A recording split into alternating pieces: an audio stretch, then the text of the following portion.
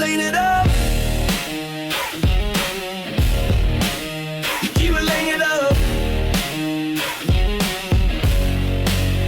Yeah.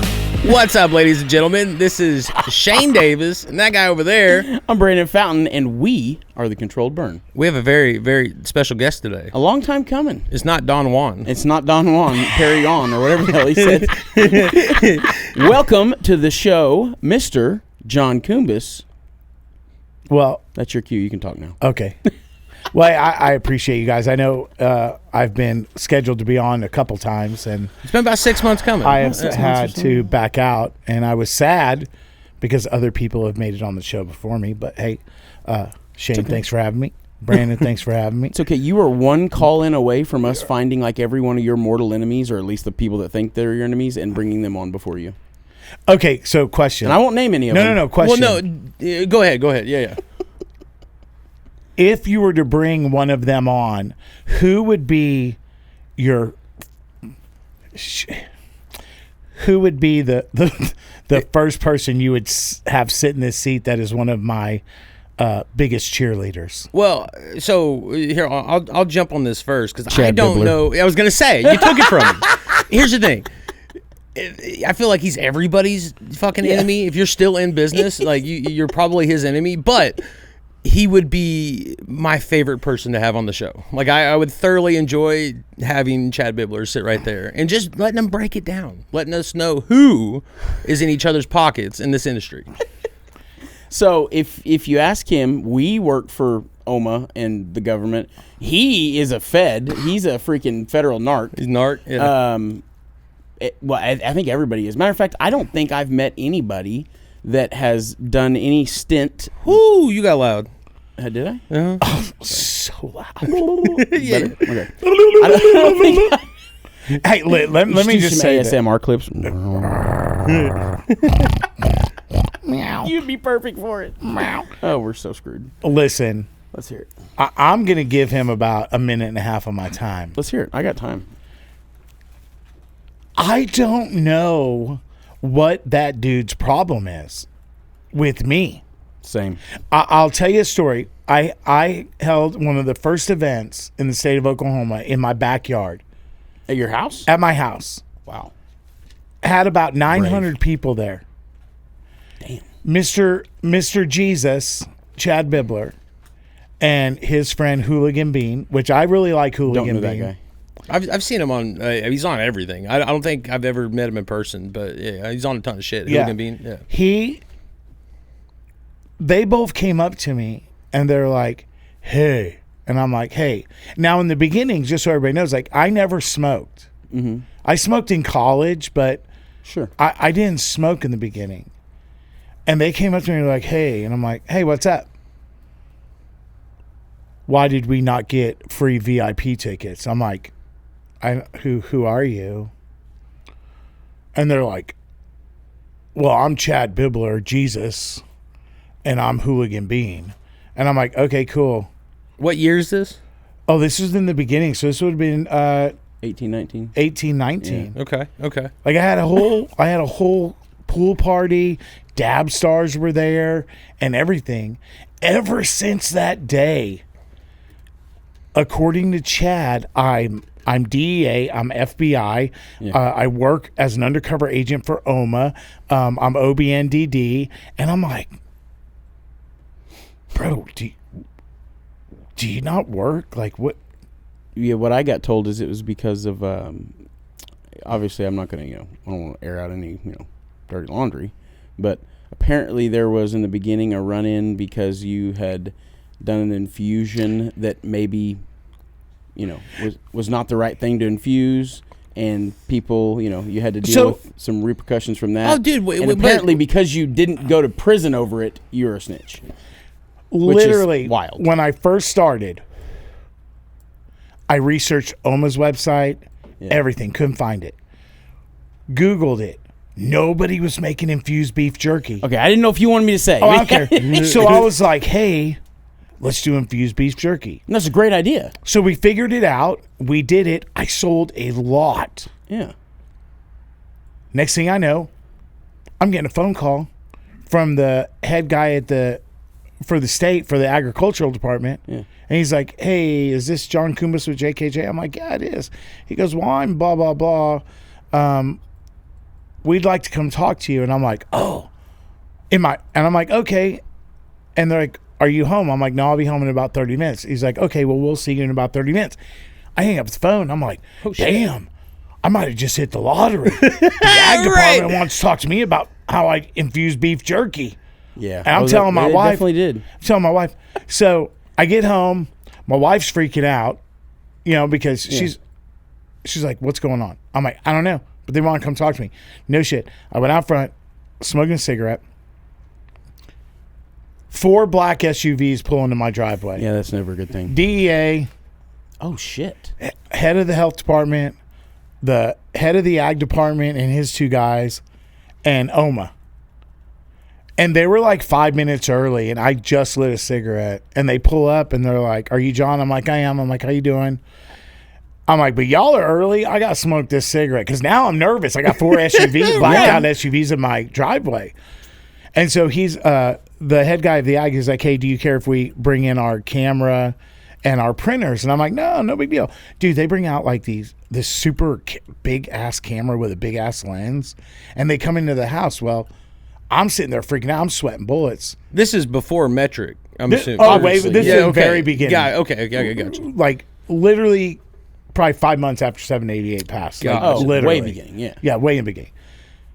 And they're like, they give me a piece of paper, and they're like, you infuse beef jerky. And I'm like, yeah. Where do you get your beef from? I'm like, from a USDA certified plant out of Las Vegas. And they're like, we need you to read this. And they had it circled, like highlighted.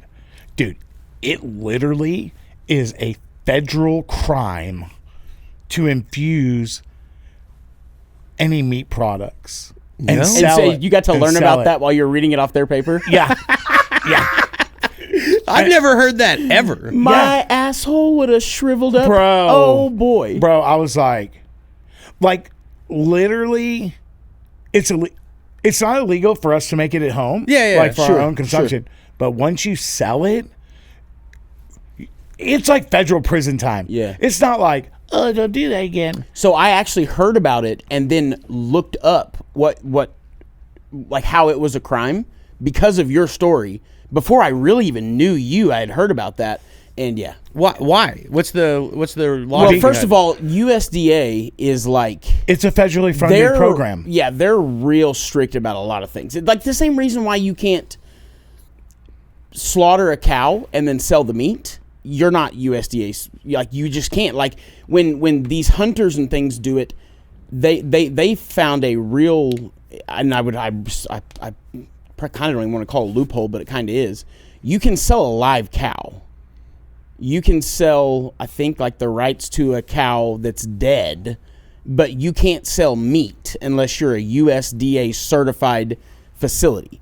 So, like, I was telling you about my buddy that he's a Messianic Jew that lives out in Afton or whatever, Hold on. and Say- he's hold got on. the Say that lamb. again? What did you and just say?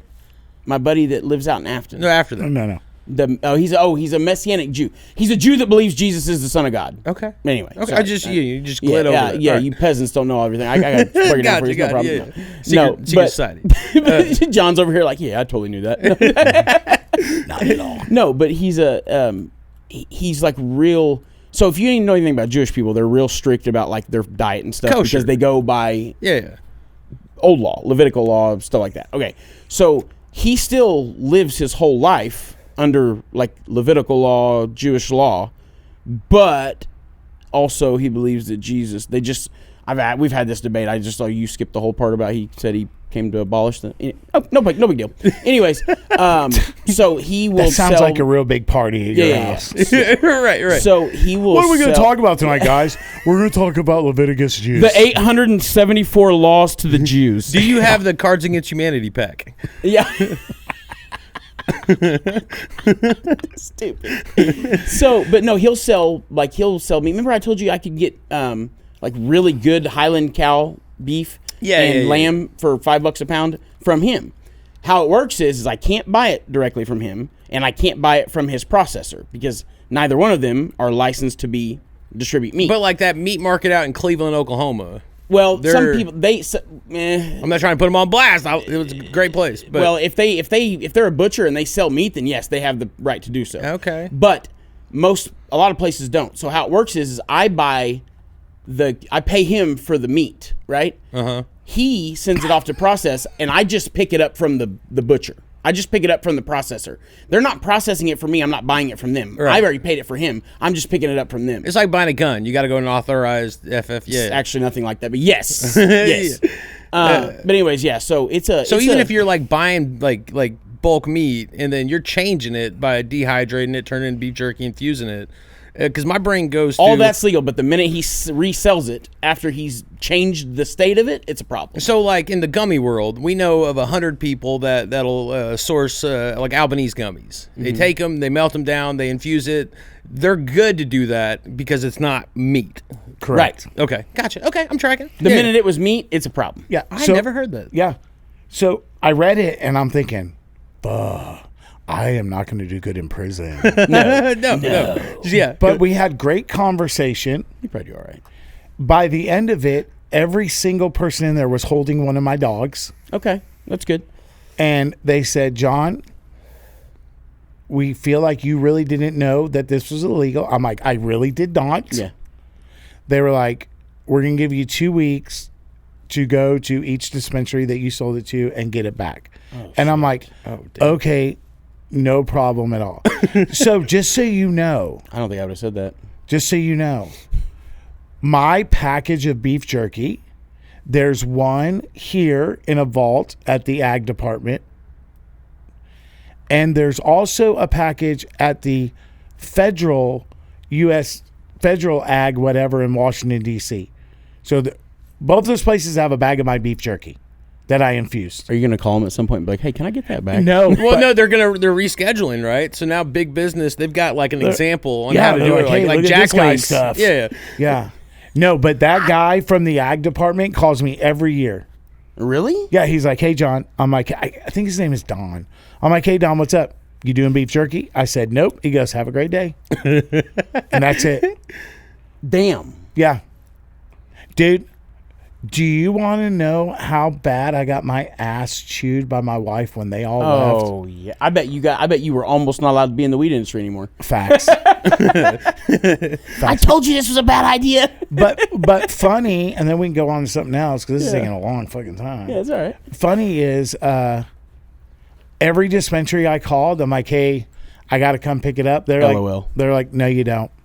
I'm like, no, I do. Like literally, they told me I have to. They're like, nope, we bought it all. It's gone. Well, that's what I was gonna say. Like, there's almost no shot you're gonna be able to pick half of it up. No, like no. So did they? They bought it personally. right. What I'm saying is did the USDA or whoever, did they like check in to see how much you bought back? Yeah, because like I had 48 hours to give them a list of every dispensary that I sold it to, shit. and how many I sold, and then I had to get back with them to let them know that, hey, this is how much I picked up. They were sold out at all the other stores. I bet you picked up not a lot. Hell yeah. Heard. Okay. Yeah, but yeah. and that's where we circle back to one of my biggest fans, So that's how it all started. Chad. That's how it all See started. Bibley. Yeah. There we go. The Bibbler. And ever since, I've never ever done anything to that dude. Like never Same. once anything. But for some odd reason, he just can't keep my name out of his mouth. Well, what's crazy is everybody, like not anybody that has a decent head on their shoulders, and some that don't, told me, like I was like, talking to the guy, having some conversations. Everybody was like, it's a bad idea. I think you even told me it was a bad idea. Yes, thank you. You called me and said, hey, guess who I'm going to have lunch with? And I'm like, why would you do that? Yeah. And then and what happened? Well, it's crazy Here's the because thing. I sat back didn't know he and had a fucking I listened personality to disorder. a lot of the conversations. A lot of them happened out of my sight, but the ones that I heard, it's like he takes everything you're saying and then molds it Yes. into a conspiracy or a direction. And I bet he's been right, kind of, about some bet things. he's been right a few like, times, yeah. It's like that Alex Jones. Well, broken like, clock's right twice a day. He's that. considered crazy. He says a bunch of wild shit, but he's right about a couple things. So I would say he's probably not as right as Alex Jones was. I bet he wasn't right that many times. it's a bummer because he's fucking passionate. Like, I mean, Right. he a lot of these before I got blocked, a lot of it which I've never had a conversation with him. I was just associated with him. That's our whole life. We're always guilty about it. If he Always. has a major beef with somebody, I'm immediately excommunicated to it. I'm like, what the fuck? too. We were buddies. Which, whatever. Is what it But is. I used to, I would sit there and drive down the road and just watch these fucking rants. And they're at his dispensary. And I'm like, dude, if I had, walked into a random dispensary and somebody was in there with that much fucking, I'd be like, all right, well, y'all have a good one. Or a banana hammock. That would probably get me to turn around. I mean, it for that. depends on the day of the week. But if he pointed that energy into inward, into your business and your situation, you'd be killing it. Yeah. But you're so 100%. fucking worried about everybody else. That So it's- worried, bro. Yeah, but people that have the victim complex don't often do that. Bro, if he's not like a secret character on that Carrie Lawrence Mortal Kombat, have you seen that shit? Have you seen that? I've got to get on. Oh, Well, she's God, never here made we it like go. a thing, but I want Y'all on it just so had bad. to bring up. Is that another one of your We're going down lovers? the. How could it not be? Listen, That's awesome. dude. Hell yeah. Crooks and hooks. Crooks and hooks. They're taking over the Hawaii Cannabis Expo. Oh, good. Dude, I saw their. And listen, to be honest, I love everybody, even the people that don't like me. I still love them, but it's pure comedy. okay, Jesus. Like, I saw their post, I think a couple months ago, where you could. This is the funniest fucking thing ever. You could finance through their organization your trip to Hawaii for the Hawaii Cannabis Expo. And that was 10 days after the OK Airfest shit. No, that was a big. But hey, but That's the first time we ever had a combo about them on here. But the latest thing is they're in Hawaii, and they're getting ready to bring the Air Expo to Hawaii. And I'm just like, here's my thing: do you whatever works best for you? Do you? But man. Well, don't pretend like everybody's stupid. Exactly. Like, that's my thing. Like, it's because I've got no personal issues really with any fucking buddy within our world. But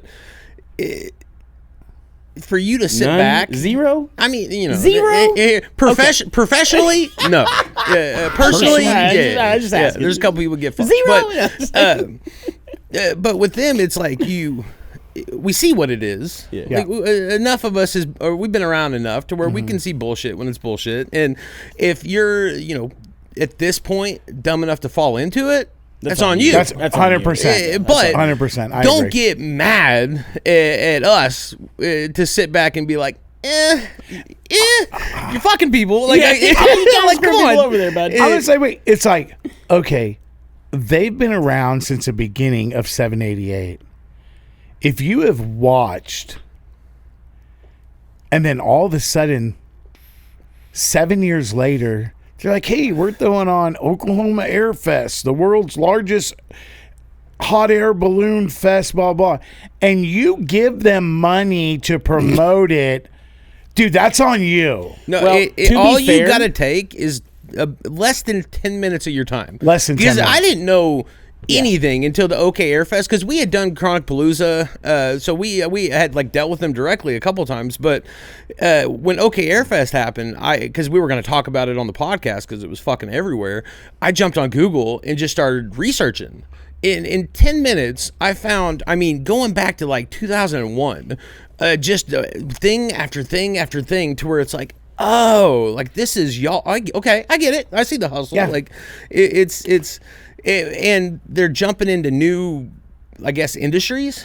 Which the people don't know. Well, it's like when this first started, 'cause you had always consultants coming over and fucking everybody out of their money. All these Oklahomans got, burned by hiring these experts.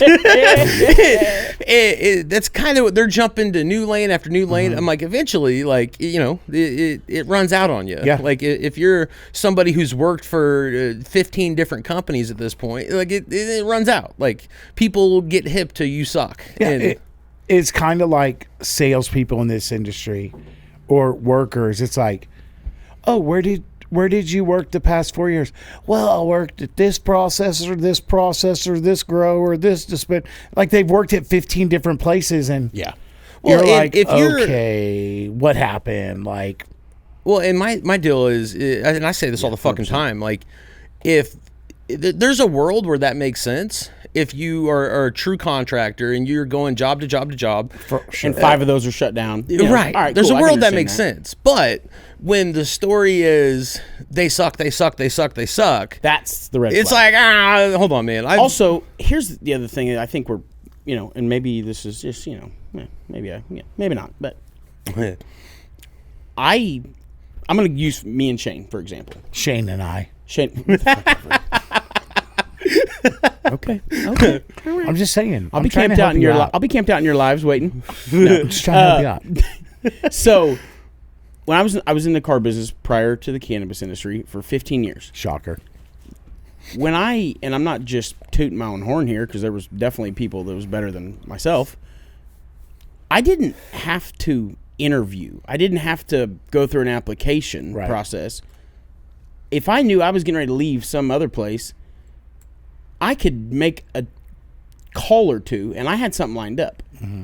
And if I were to stay in the cannabis industry and leave the lab, which, let me just say, very small chance I stay in the cannabis industry if I leave the lab. It wouldn't be to another lab. It damn sure wouldn't be to another lab anyway. Harvard tiring. Mm-hmm. Yeah. Hey, you could be live streamed the whole time. Sorry. My kryptonite. Sorry. I don't want to get. I don't want to get cease and desist. I understand where you're going with this, and I agree with Shane too. Like, yeah, that's that. But that you know where I was going. With literally, that. Threw me off my game. You just got to do a little research, and you'll be able to tell who are the good people. Yeah. Who are the bad people? Real easy. No, I've had a bunch of times in my life people call me for a reference or referral, and even people that maybe weren't the best workers, if they were good humans, right? I gave them a damn good reference. Sure.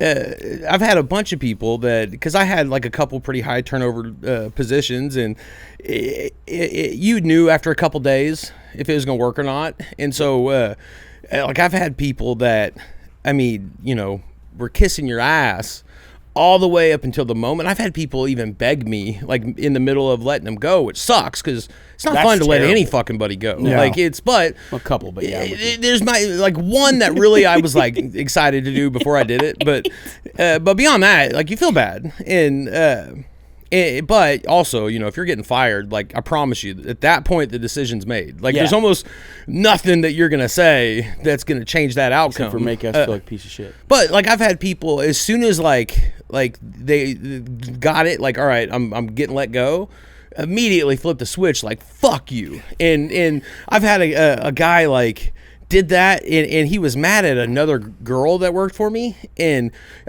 she's a fucking bitch. She's a bitch, and I was like. Easy, buddy. Like it's all good. And he knocked over like 2 papers leaving my office. Like didn't do anything, but just and that's hilarious. He called.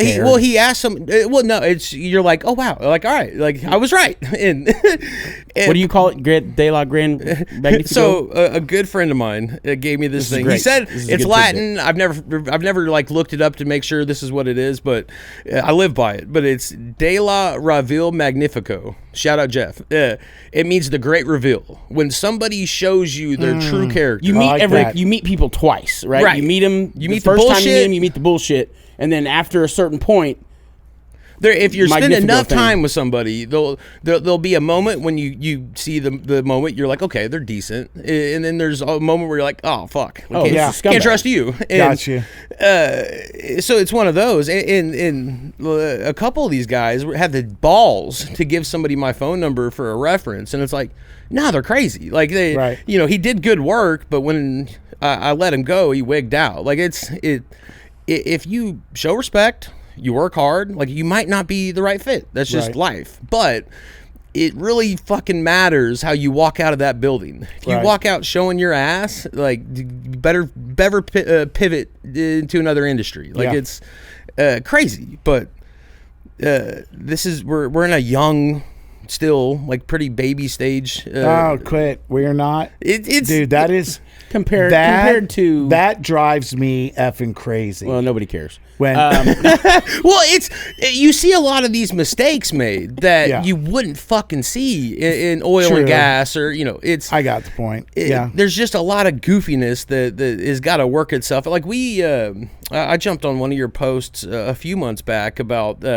outside sales etiquette. Right. Between competition, like I did trucking sales and I did oil field sales, and I promise you, if our worlds are pretty small. Right. They feel big, but they're pretty small. And if I pulled up to go see a customer and I seen that one of my competitors' trucks there, even like because a lot of us are friendly, Right. You know what I mean? And if something happens here, it pays to not be an asshole. And a lot of times you can pivot right over to the next one. Right. And you would never walk inside to go talk to that purchasing manager while your competition's in there Right. in those worlds. Like that's how like fist fights happen. You sure as hell wouldn't go in bad mouthing your competitors' products or them, their character. Yeah, there's just certain lines that you don't cross, and all these other industries have had time to kind of set the tone and make like a true SOP on how to act. Right. We haven't yet. Like No. people are out there talking shit. Like it's crazy. Yeah. It is nuts. I don't do that though. Yeah. Well, it doesn't pay. Let me tell you, this is why I try to instill in everybody that works for JKJ. It does you no good to cut another company down, because that person that you're talking to, that you're wanting them to buy your product, they're going to look at you and go, oh, well, if he's cutting down ABC processing, that's not a good look. Right. And that's why I tell all my people, listen, no matter where you are, and we can't control people outside of our company. You're right. Like the employees at your company here. We try to instill into them, listen, even when you're not here on the clock, when you're out in public, you still represent my company. Yeah. So please try to be cordial, whatever. Just be decent. Yeah, Yeah, just be be a scumbags, decent human being. You're basically trying to tell your people that you want them to be like Shane and Brandon. It's basically what I'm getting at. Shane, yes. yeah. Appreciate it. All right, so Brandon, not so much. got to ask you. This is something that Here we go. have meant to ask every guest thus far, and it starts with you, and it will always happen from this point forward. I'm excited. I don't even know what this is. Me neither. I'm on pins. I better take a drink of my Gatorade. Yeah, Go let's do that. ahead. Open Shameless that throat plug. and Shameless accept plug. that Gatorade. I want to know the origin story of JKJ and John Koumbis, how you got into the industry, and what, kind of what led to that, the inspiration for your name, and the inspiration for your products.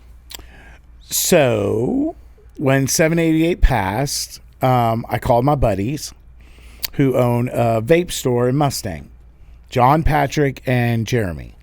And I'm like, hey, guys, let's turn the back quarter of your vape store into a dispensary. They're like, okay, let's do it.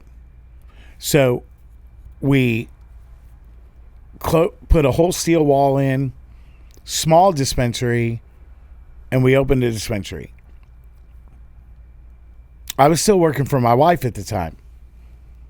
And the biggest thing when it was fresh in Oklahoma was the inconsistency in edibles. Like, you'd have a 10 milligram gummies in a bag. You'd eat one, you'd get rocked and socked. You'd eat another one, you don't feel anything at all. So I told my wife, I'm like, hey, babe, I want to open up a processing company because I understand the science of food. I think I'd be really good at it. She's like, okay, but do it for the right reasons and do something special. So I was like, okay. So that's how JKJ evolved. That's the biggest crock of shit I've ever heard in my life. No, that's for real. No, I'm kidding. That's for real. That's how it started. And so I started with beef jerky, which we already talked about. Right. And That worked out. And then I pivoted. And nobody in the United States was making freeze-dried edibles. Yeah. Nobody. I researched it. So I called the big freeze-dried company, Harvest Right. Harvest Right, yeah. Talked to Harvest this Fresh. guy named Brian. Harvest Right? Harvest Right. Yeah, okay. Talked to this guy named Brian. He's like, it's not possible. You can't do it. I was like, okay. I'm like, well, I'm going to drop $7,000 on this machine and I'm going to try it. Either it's going to work or my wife and I are going to have a $7,000 freeze dryer at our house. Right. So I got the freeze dryer, started with freeze dried bananas because everything on the market was all sweets. There was Hold on. Can you freeze dry a whole banana? You can. Dude, I've only ever had ask that? Because my Because mom, he likes to put that. You know what I'm saying? Banana That's in what his I was mouth. thinking. a whole banana. I want it hard, but no, my mom would eat those banana chips. That's where my brain went. I was Those like, are just banana chips are pretty good. Those are just dehydrated. They're dehydrated. They're so hard. Like if you don't have good teeth, you're breaking teeth on those things. That's fair. Agreed. Okay. So I started with bananas. And I'm like, let's make something healthy. It's solvent free. It's no additives, no preservatives. It's just a banana that's infused. So I figured it out. And I made my first batch. Everybody loved them. I was like, oh, I might be on to something. So I called Brian at Harvest Right. And I'm like, hey, bro. I fucking did it. I said it worked. He goes, no, it didn't. I said, dude, I'm going to send you a video. Is this your boy Brian in the kitchen? No. This is Brian from Harvest. Okay, from Harvest Right, that's from what the I thought. company. You stole him. I was like, okay, shit. And it's getting good. I Yeah. sent him a video. He called me back. He was like, bro. I'm like, I know. I said, so I'm going to buy 3 more machines from you right now. But if anybody calls you, it doesn't work. Straight up. It just doesn't work, bro. Now, that makes you a piece of shit, right? How dare don't you care. not want somebody else to do what you're doing in the industry? This is kumbaya, John. No, this is in the beginning. So I'm kidding. I don't. I'm just saying. That's the biggest So shit. I started with, I did freeze-dried bananas, peaches, apples. I would freeze-dry sesame sticks because those are very popular. I love sesame sticks Well, sesame sticks. and everything. What's a sesame stick? It's Chinese. Like a little. No shit. Those little The Pockies? No. Is it like? It's like the little ones that come in like Chex Mix sometimes? Yeah. Okay, It's I know what you're it's the talking about. best ones. And so I did that. The problem is Oklahoma is a sweet state. Yeah, obviously. We're all fat. Yep. You know what I mean? So it took off in the beginning, but then it just died off.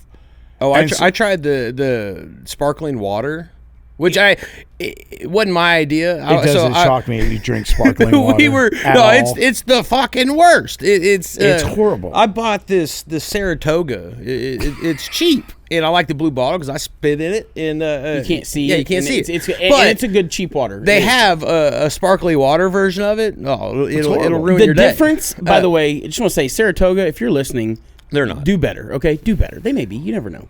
Do better about, the telling different us which one. Because the difference is the little bar on there, I think, that's silver is gold. That's it. It says between sparkling and yeah, regular? It's Yeah. crazy. I bought us a couple in here, and yeah, it was awful. And then he experienced it first and then opened it up. He was like, try these. And I'm like, okay. And then, I was like, what the fuck? We had some investors from Florida.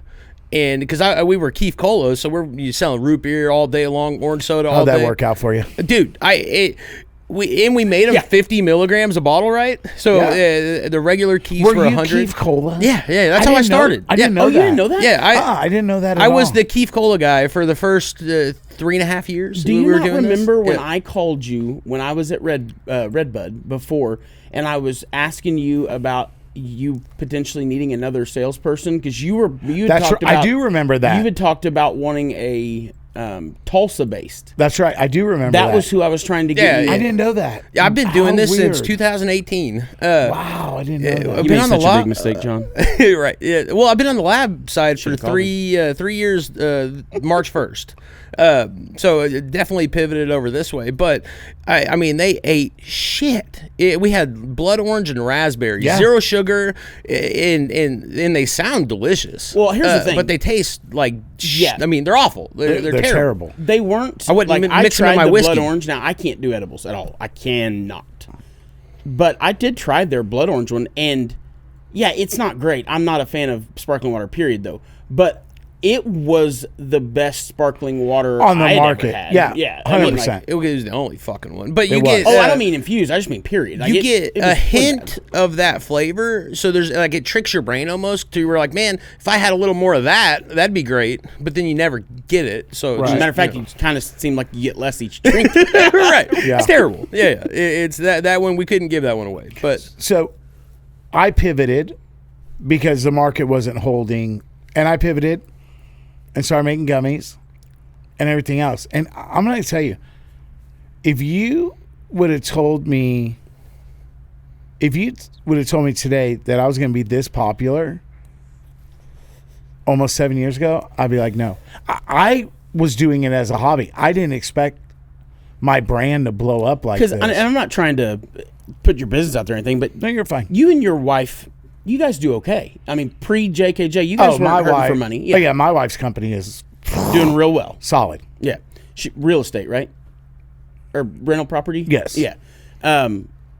So that's funny because you said that earlier. You said I worked for my wife, and I wanted to throw a joke out there, and then it was like, hey, Brandon, if your wife made a whole lot of money and you had to work for her, would you do it? And I was like, yeah, I would have totally done it. That was stupid. What are you saying, you poor ass?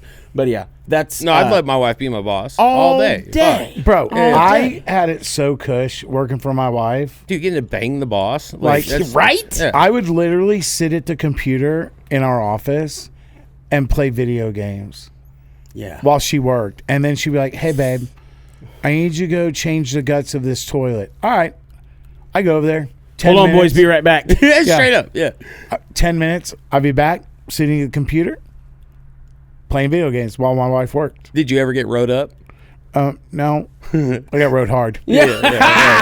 No, all I Dude, didn't day. I know never that. pegged you. Pause. Peg? You I never thought you would be a gamer. I didn't think you. Oh, were, I'm not. No. I'm not a gamer like you guys think. Unpause.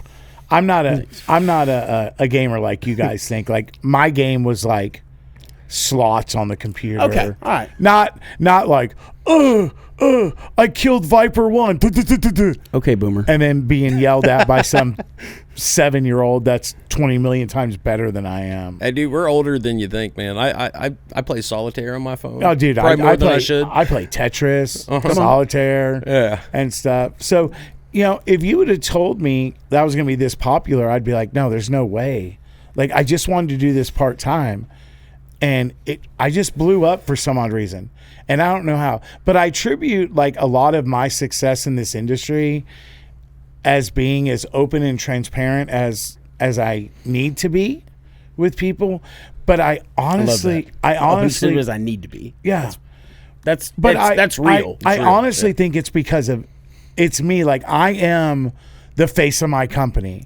Like if you would have asked me, like who owns Keef Cola, I wouldn't be able to tell No, you. yeah. Right. And that's I couldn't what, tell you. That's what's crazy. But I made it a point when I started JKJ that I would do my own deliveries.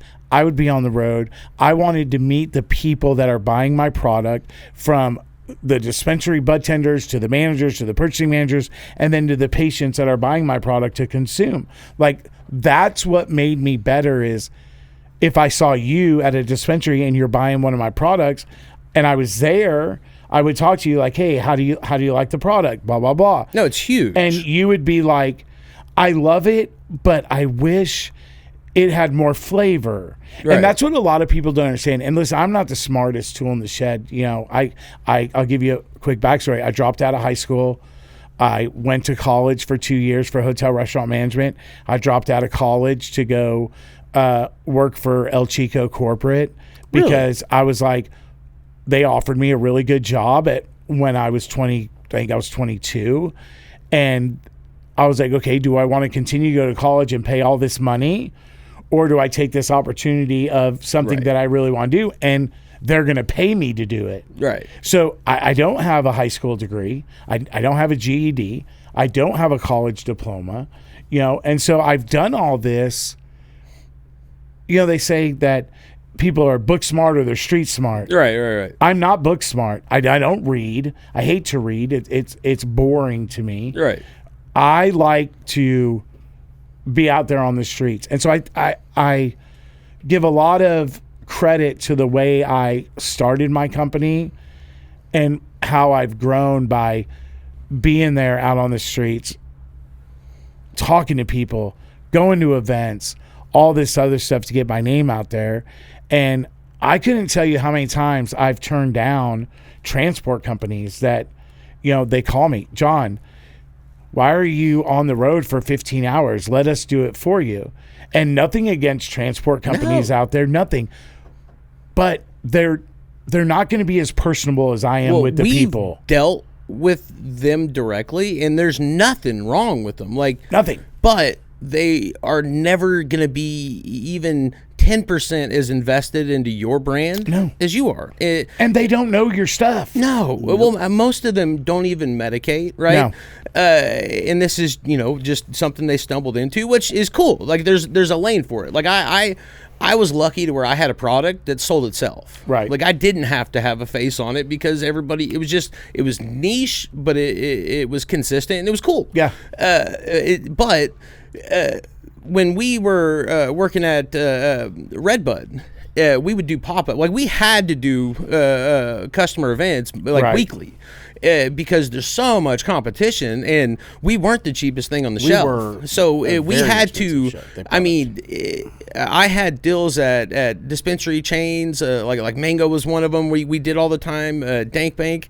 We were there. I mean, I had a pop up twice a week for a year. Yeah, like it was just all the time. Yeah. So Shane had, and that's the difference in me and Shane. Shane is definitely always been the more consistent of the two of us. Like he's got a lane and that's his lane, and nobody fucks with his lane. And I'm carrying that over to like his customers. He had certain customers that they didn't give a shit what I had to say. Yeah.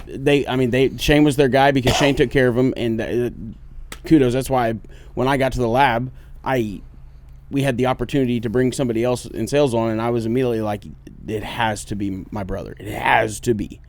Right. And yeah, dude, he had pop-ups that he did once a month, all the time, once every few weeks. But in the difference, because if I had Brandon there, and then if I had the owner at the time of the company, because Brandon he makes an impression. You know what I mean? Like, for better or worse, like the people that you sold.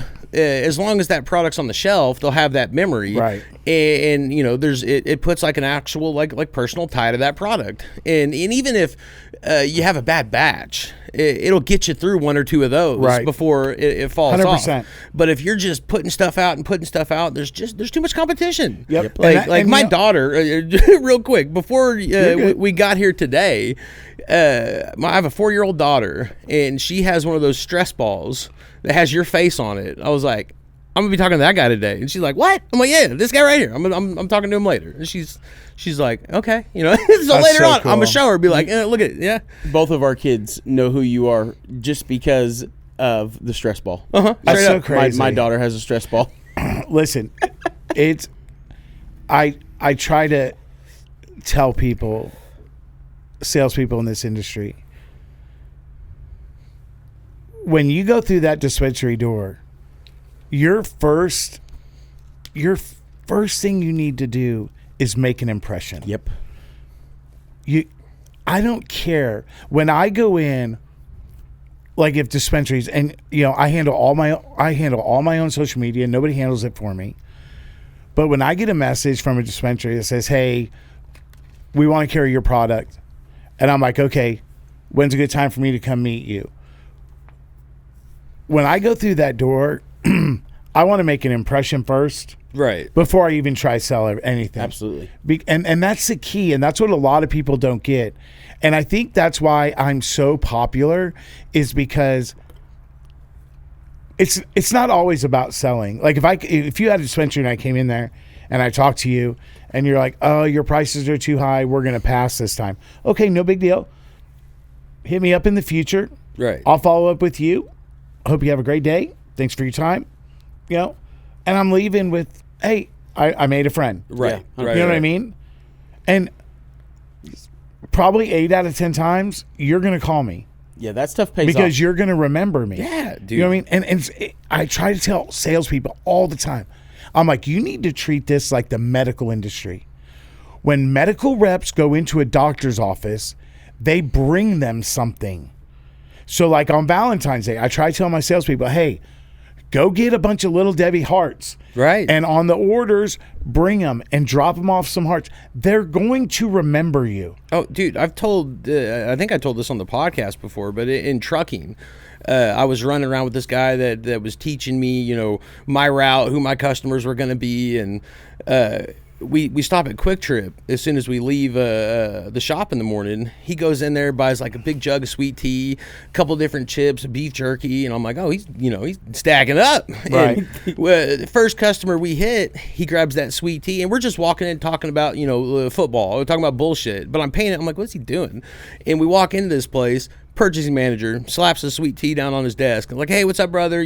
Like they're friends. Right. And all day long, everybody we hit, he knew like their snack, their Yeah. thing. I mean, it was just like it's people want to buy from their friends. Yeah. At the end of the day, like it's and if you've been a salesperson anywhere, like it's always been the 100 no's to 1 yes, or Yep. 99 no's to 1 yes. Like you can't take it personal. Nope. Like, cause it's not personal. Nope. It's you can't take it personal, and you got to leave knowing that you're going to be back. Yep. And how are we going to overcome that next time? Like now, like we take, I believe in taking notes that are to a point. Like Right. if I'm, I don't want to take busy notes. Like if I'm going in somewhere and I know this person is who makes the decisions here. They like this. They didn't like it because X, Y, Z. Right. Going into that next time, I know. Okay, here's the obstacle. Let's attack it. See where we're at. You might not ever get in there, but they're getting beat up by 300 vendors a day. All the time, and people are not married to anybody. No. And people fall off just as quick as they fall on. Yep. It's all about you got to get them to remember you. That's Well the done, biggest Shane. thing. And speaking of my face, Nobody said anything about your face. my face is on your stress balls. I love it when your face is on my balls. Sorry. Yeah, mine are blue. Yeah. My people at my kitchen, they're like, "Hey, the cheese cracker bags came back. They came in from China. Did you see them?" I'm like, "No." They're like, "No, you got to look at them. They're pretty badass." And I'm like, "They're just." Did you put your face on like a Cheez-It? That's where I'm getting to, Dude. I'm like, "No, I've already seen them. They're from the previous orders." They're like, "No, you got to look at these." I looked at them, and my face was on the bag, and I was like, "Whose idea was it to put my face on the bag?" And they were all like, "It was our idea. You're the face of the company, bro." Let me tell you, that was the most genius marketing idea in the world, because Jason and I went to our launch of our cheese crackers at Mango's big event in New Mexico, and we were working the booth. And this event was huge. I mean, they had like Mexican OT there. I mean, there were thousands of people at this event. That'd be cool. We made shirts for New Mexico, and on the back it had my face and a bunch of Cheez-Its, because that's the only thing we launched in New Mexico was our Cheez-Its. And it said, "Let's get cheesy New Mexico." And so what we told people is, hey, if you go buy one of our Cheez-Its inside, we'll give you a shirt for free, but you got to wear it. Right. Dude, there were so many people wearing JKJ shirts at this event, but the amount of people that came up to the table and looked me in the face and were like, oh my God, you're the guy. We follow you on We've been following you on Instagram for years. That's badass. They're like, I can't believe you're here and we're meeting you. And to me, it's still weird when I go into a dispensary or somewhere and they're like, oh my God, you're John with JKJ. And I'm like, I am. Right. I can't believe you're in our store. And I'm like, I'm just a regular guy. They're like, yeah, but you're you're delivering our product. I'm like, yeah. And they're like, we never see owners of companies. Right. I mean, facts. And they're like, you're famous. And I'm like, no, I'm not famous. But they're like, no, you are. They're like, you know, your face is on the bag. Like, this is you. And to me, it's still weird because, you know, I'm just a normal. It's cool though, dude. isn't it? It does feel good, cool. doesn't it? We've been in a much smaller fucking level. We've been getting it a little bit. Like it's because we do this, but we're 100% going every other direction. And this is like this is our fun during the week, right? And so we do this, and as soon as we walk out of here, me and him have 100 things we've got to do and finish up before we get to the end the day. So we forget about it, right? Like there's been a bunch of times we're out and about, or we're talking through a problem with a customer, and then someone will hit us with something we said on it. We're like, what? Like hold on, what?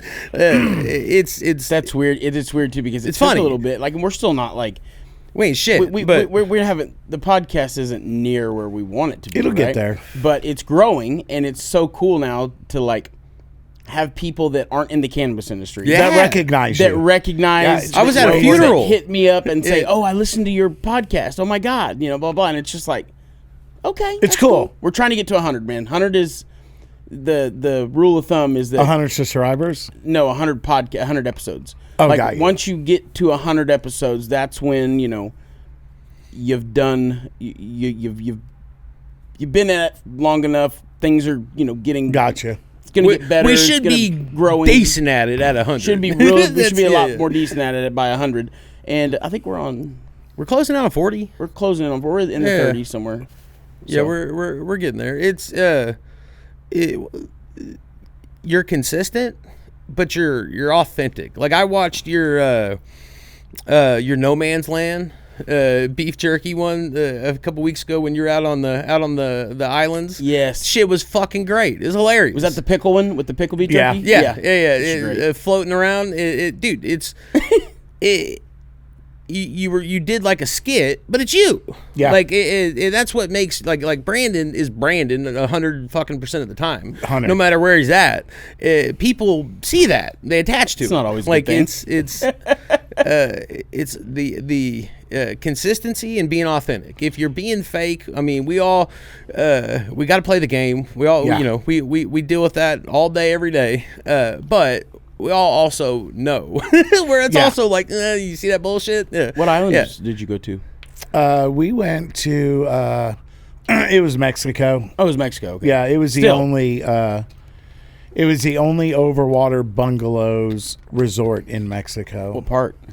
It was in between Playa del Carmen and some other. I want to go to Cabo. Place. So you slept over the water. Did you see anything crazy? That's looking down in the water? No, and the whole living room, the floor was glass. Oh fuck! But we didn't see any fish or nothing. But I mean, it was still cool. Was it a weird time of the year for it? Like, but they have like reefs built around the resort. Gotcha, you know what I mean? So, little fish might get in there, maybe a stingray or two, but anything like big, no, you don't see it. It's farther out beyond the reef. reef. Give a shit about seeing a stingray. But all the fish. I know, me too. I was like, I don't do stingrays. They're KOS in my opinion. Steve Irwin. Kill on sight. We don't do stingrays. I'm out here in these streets for Steve Irwin, dog. I'm gonna tell you right now, John. Our friendship will change very drastically. I'm gonna tell you a funny story. We were talking about people recognizing us and stuff, and it drives my wife crazy. Right.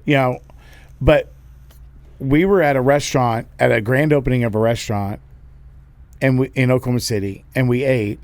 And as I was walking towards the door, I hear, "Oh my God, that's John with JKJ." And I turn around and I'm like, "How's it going?" They're like, "Oh my God." And they were like, "Can we hug you?" And I'm like, "Yeah, that's cool." My wife, she just continues to walk out the door. Like she's like, "I can't go." She's like, "I can't go anywhere with you where somebody does not know you." Oh, dude.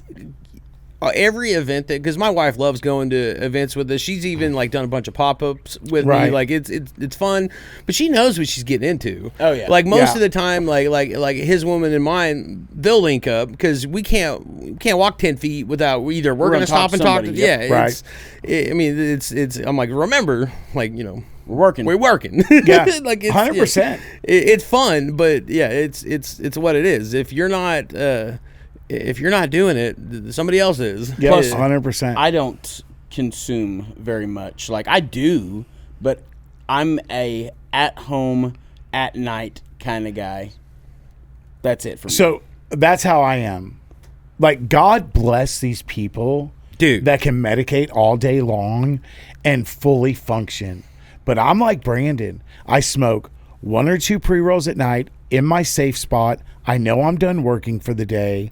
And somebody actually called me out on it a while back because, you know, I do some food review videos at my house, elevated. Clearly. Because it's funny to me. Right. Yeah. But I medicate. And the food tastes better. Yeah. No, not really.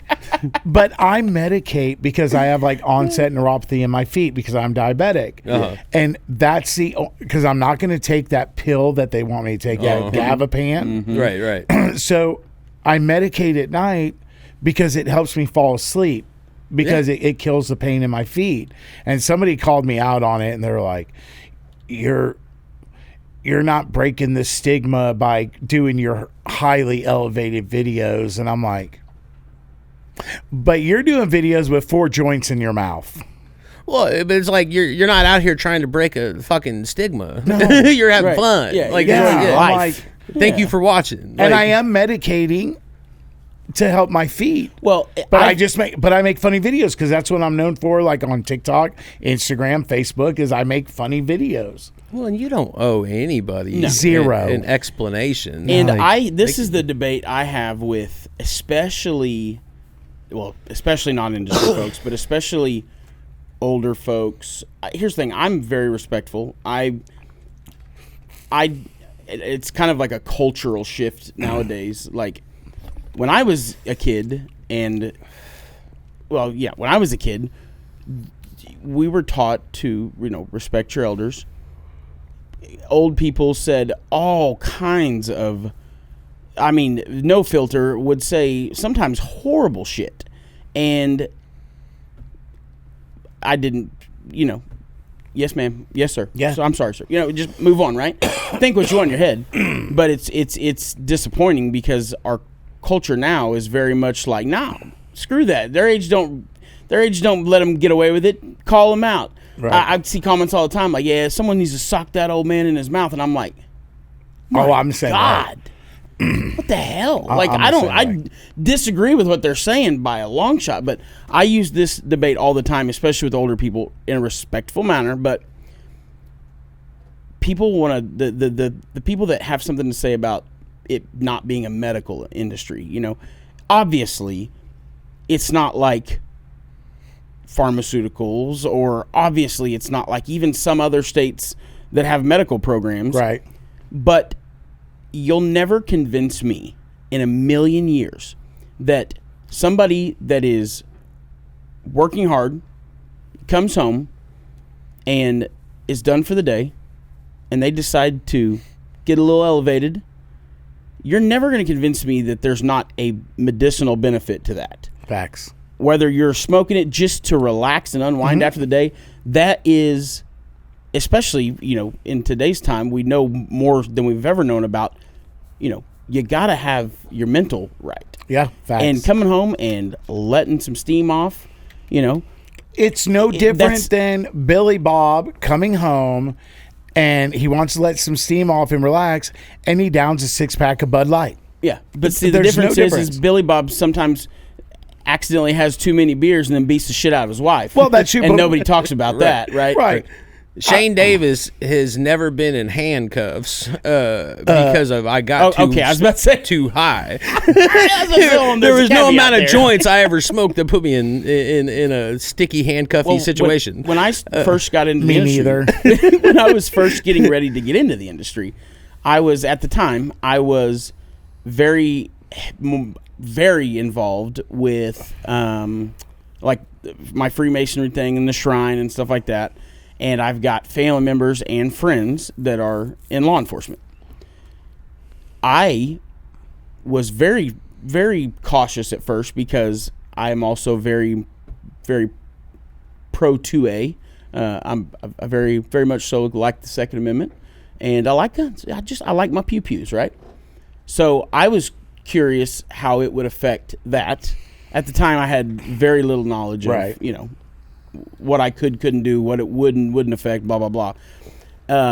And I wasn't a big, pot smoker ever. I went through a phase when I was younger, in like the college time me frame. too. I didn't go Same. to college, but college time frame. Yeah, we where know. I smoked a lot. Yeah. We can tell. I'm just Right. kidding. I hate you. No, you don't. Yeah. You love me. And I asked, a lot of people. At the time, I was in the shrine, and the guy that's in charge, it's called a potentate. I know you can have some fun with that.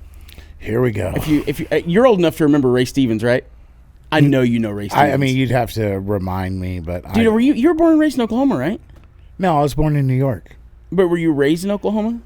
We moved to Oklahoma when I was, I think, 15. Old enough, yeah. Okay, Is that the Margaret that's a guy? little- Yes. Yeah, The- yeah. It's me again, Margaret. Are you Yeah. naked? And he Nope. has a video. It has a Nope. song. So he's like a, Weird Al, right? Yeah, Weird Al Okay. Yankovic. So like similar, Okay. less Country version. you like a country. He kind of makes like country funny songs. I'm going to Google him tonight. Dude, I will send you a couple videos, and especially if you like older, like comedy was just different in the Right. 80s, 90s. Wholesome. This guy's hilarious, right?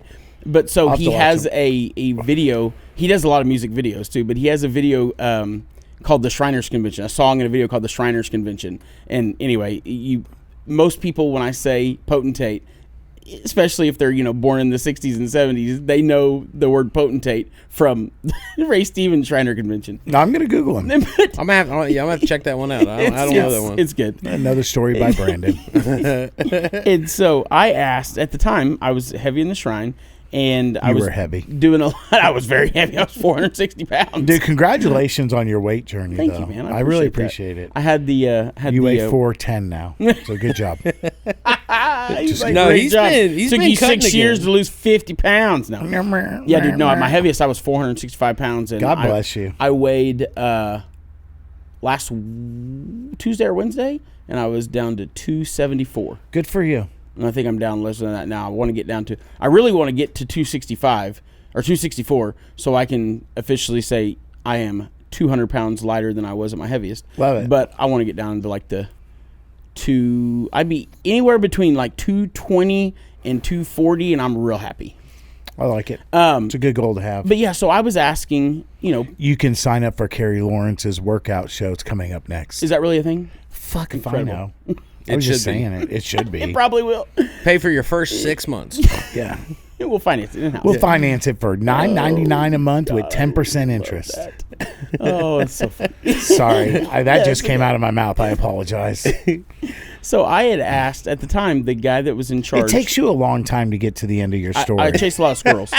Just saying. It doesn't help when you Your interrupt me. stories take forever. Sorry, continue. I don't even want to finish my story now. No, I want to hear it. No, but Are we almost there? I had asked. Come in, Houston. You're circling the airport. No, but I'd asked the guy that was in charge of the shrine that time. He was a Tulsa County. He was the lead detective for Tulsa County at the time, homicide. And I had asked him. I asked a cousin of mine who's works for Tulsa County as just a deputy, and a few other people. And just a deputy. I don't want to say too much because I don't want to put him out, but He's fucking massive. He's about 7 foot tall. He's a big man. Yeah, he was a defensive back at NSU. He wrestled and played football at NSU. The big bastard. But go ahead. He was a big guy. He could have went further. Like he could have went to different. I'm not saying he was NFL good, but he was definitely D1 school good. But he was a little bit of a mama's boy, and he didn't want to leave too far from home, so stuck around with it. Interesting. And, I mean, sure, there's probably other reasons too, but he liked to party back then. But anyway, I can't wait till the story after y'all's next like family reunion. He's gonna be a mama's boy. Yeah, mama's boy. I'm gonna get my ass whooped. Yeah. Is he part of your family? Yeah, he's my cousin. Oh, not okay. the homicide detective. This is my cousin Chris. He's the deputy at Tulsa County, and he's he's massive. He's big guy. I'll tell you some funny stuff later. But so I'd asked them. I was like, what do you guys think about cannabis? What do you think? And obviously, they're all cops, so most of them are not like fans of smoking pot, and the lot of stigma. them are. Yeah, some of them are. A lot of them are. Some of them are. Yeah. But the general consensus I got was that I don't have any real issue with it. I think if you smoke a lot of weed, you're stupid. But one comment that I had been made to me was, I've worked a lot of cases where we come onto a scene and a drunk driver killed himself or killed somebody else, and we're having to peel, a body out of the car, or blah, blah, blah, or, showed up to a domestic dispute, and husband got drunk and beat the dog piss out of his wife. He was like, never once have we went to a scene of a crash or a, domestic dispute, and someone got so stoned that they, did this or did that. And it's just, it kind of took the stigma from me, and I was like, it doesn't matter. And so got into the industry, and I really developed a love for the good stories that cannabis had. Like the Jackie Warrior, Jackie Angel, or the little girl. I know you're talking about. Yeah, you know about her. It's funny because when we were at Redbud, we actually did a strain highlight called Jackie Girl. I remember that. Yeah, and you get to hear those stories, and it's obviously we know that most people that have a card in Oklahoma are just wanting to get stoned. Facts. But That's okay. That's okay, and it's really cool that it does also have the ability to do stuff like that. So that's what I love about this medicine. That's what I love about what I do, is the messages I get from people that are like, hey, I just want you to know that your medicine is helping my grandfather who can't sleep or who is in chronic pain. Like, those are the ones that that's one of the biggest reasons why I still do what I do. Yeah. There was a point where I was like, do I want to do this anymore? And you've known me long enough, and you've known of me long enough. I get messages all the time. How do you do it? How do you deal with all the hate people have for you? You do seem to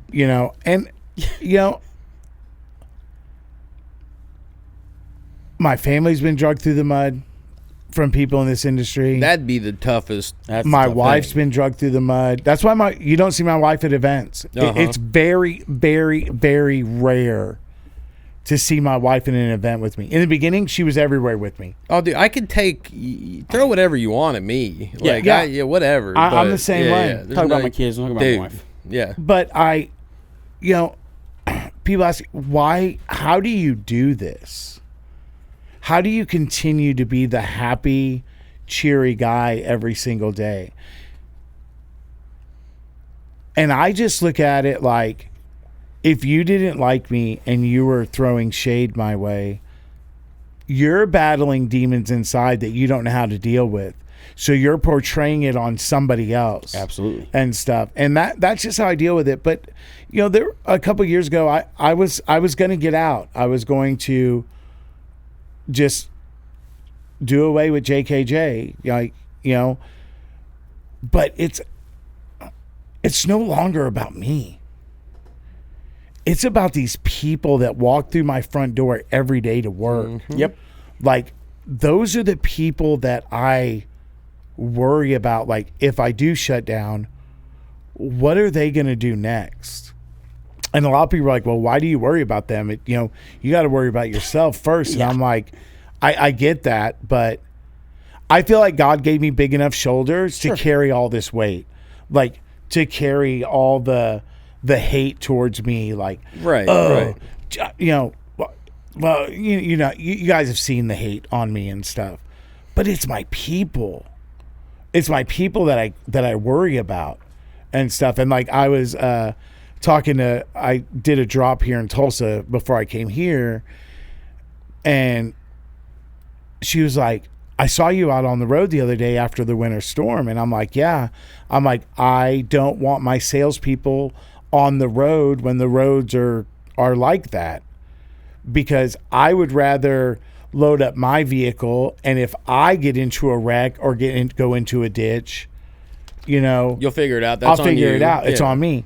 To where if you were my salesperson and you got ran into a ditch, I would feel like it's my responsibility. Right. Okay, I got to go get Brandon. I got to go help Brandon, or I got to go help Shane, because I put them in that situation. Sure. Right. Even though if you were like, no, John, I'll be fine, let me go out and do my runs, I don't want anything to happen to you when it's inclement, snowy weather like that. And the purchasing manager was like, man, that is really cool of you. And I'm like, yeah, but it's those people that work for me that make me want to do this. And the patients, obviously the patients are Sure, that's the whole reason. number one. Yeah, right. But I love what I do, Yeah. but I love the testimonies the best. Yeah. And that's what makes me do it. And people, I've got offers to go multi-state, to go everywhere. Yeah, I launched in New Mexico, but I don't want to do any other states. You're not Well, wanting to. You're you're not. only one person. Love it here. And that's what I tell people. I'm a rare owner-operator of my company. Right. I don't sit behind a desk. And Brandon, you've been in my kitchen. Yeah. I don't have an office. Everybody else has offices, but the owner of the company. Well, you're also not there. and I'm never there. You're always. I'm always on the yeah. road or in the kitchen helping or doing something. And it's just like, I just lost track of where the fuck I was going. And it happens every once in a Well, no, while. but that's funny because you're actually right, because every time I go there, and I go there, not as much as I'd like to. I'd like to be going and picking up more samples. But bitch, I just brought you like 22 samples. Okay. Aw, Yeah. Cry Thank you. a little more. Thank you. Cry a little more. You get a good price, so shut I'm up. sorry You get a good that price. I'm not your whoever that brings you more samples than I do, but whatever. It's okay. You're I don't good. care. Like You're good, basically man. every customer, but yeah, I'm with you. I bet I'm number 3 or 4 on your list. Am I close? I mean, I dropped. We're not having a pissing match, I mean, John. there's we're no- not. No, I'm we're not. we're But you just wanted to sit there I with brought- your little fucking smirk on your face, going, "We should bring me some more." I dropped 50 off right before this. I'm rolling, sorry didn't for wanting to provide a better life for my people, I want John. to provide a better life for your family too. What number am I on your top 10? Like, I? You're top 10. how? Yeah. No, I top want 10. a number. Don't do Oh, this you- bullshit hold run on. around. It- You're top 10. You're there's not, so it's the number fluctuates. The number changes. You were a bit higher, You were a bit month higher. or two ago. Definitely a lot lower on popularity than on numbers, but no, I mean, no, you're a very you're a very consistent customer. It's Hey, I don't have anybody in the top 3 that I have a ball of their face. there's At that. all. There's that. No, dude, we do. We're Take note. Okay, keep in mind, we're very blessed. Listen, I don't want a 10-minute story. Well, you're gonna I get it, just man. want to know where I am on your chart, because I need to be higher. I'll find out. I'm just Hey, so while Anyway, he's go ahead. finding out, while he's finding out, I'm going to take me a little bite of No Man's Land beef jerky, their new hot meat sticks. Here, I bet you do. No like, eat Man's sticks in Land. your Hey, mouth. we didn't talk about any of this. I don't even know how he's affiliated with it. But No Man's Land is the fucking best. Dude, it's the best, bro. They're peppered. oh yeah, they're black pepper. I wanna try that. My word, bro. well, and it comes wanna with a taste little one? toothpick. Oh yeah. Dude, the toothpick's life. But You want- no, I'm good. I'm good. I can't right now. I got a fucked up tooth, and it'll get all in it. Well, just suck it. Just shove it down like you usually do. There you go. Keep it for later. No, so the OMA public comment got pushed because this apocalyptic winter storm we had. Everybody made it, right? Nobody. Oh, yeah. Okay. We're I don't think there's a date yet on when they're gonna reschedule that OMA public comment, but one thing I did see, because we've been at them the last few years. The one that we just did about the new proposed emergency rules or whatever it was, you were there. I hadn't Adrian seen Berry you. wasn't. Well, the whole board was gone essentially, but you were there, yeah, and you came out and you had a comment. Were you planning on being at this overall industry? We're talking about we're talking about OMA's public comment, not the EAC. Right? No, so I'm talking to, we just did that and John was there, but are you going to the one that they had to reschedule? Yes, I That's will the be because EAC. it's going to be the first time they're going to allow people to speak. Right. Yeah. So I've It's got first the schedule here. The second thing on the agenda. Let me interrupt you real quick. Yeah, please. Was it weird during the open comment one that we went to last Uh-huh. that nobody from the EAC was there and Adrian Berry wasn't there? That was odd. Was that odd to you? Have they done that? Do they do that every time there's a set of emergency rules coming? So- because I thought going into the last one that was the EAC, and then by the end of it, I was like, "That's odd." They touched on. So for the viewers that don't, let me steer us back to let me line this out a little bit better. So the event he's talking about where John was at was the OMMA public comment, and I don't know if I'd have to ask Matthew. I don't know if it's every time because of proposed rules, but I want to say it's one of the reasons is they want to take comment on the proposed rules. I don't think it's every time they do proposed rules though. Well, it used But they to do be. it at least once a year. It used to be in the beginning. Okay, it may still be. And no, I think they stopped for like 2 years, and they're bringing it back because OMA wants to feel more transparent with the industry, even though they weren't there. I was going to say, I felt like they'd snuck a couple things in on us. Yeah. Yeah, 100%. Now the EAC is the Executive Advisory Committee, and I've talked about it before, but basically the EAC is certain or all, I'm not sure if every senator or whatever, but certain lawmakers, certain legislators got to appoint somebody to this committee. Yes. They called it the Executive Advisory Committee, and each legislator that got to appoint somebody had different criteria, only because they wanted to make sure they had a good blend, right? It could be somebody within the cannabis industry, somebody that wasn't in the cannabis industry. And then every legislator had a small set of rules. It had to be somebody from this county or a county that has less than X amount of people or more than X amount of people, or specifically this county, or someone that, owned a business that did this amount of revenue a year or not, and blah, blah, blah, blah, blah, so on and so forth. And so it's supposed to be like a true representation of every part of our industry. And so what this committee was formed for was to give guidance on new rules and changes and things like that. And they meet at least publicly once a month. Once a quarter. Once a quarter? Once a quarter. Are you sure? 100%. Okay, once a quarter. But I think they may have, like Zoom meetings and stuff. They do more so. But as far as, meeting in person, the public is allowed to go. It's open to the public, obviously. It's in a public building. But at the last EAC meeting, not this last one, but the one before that, they did that vote to allow public comment at everyone.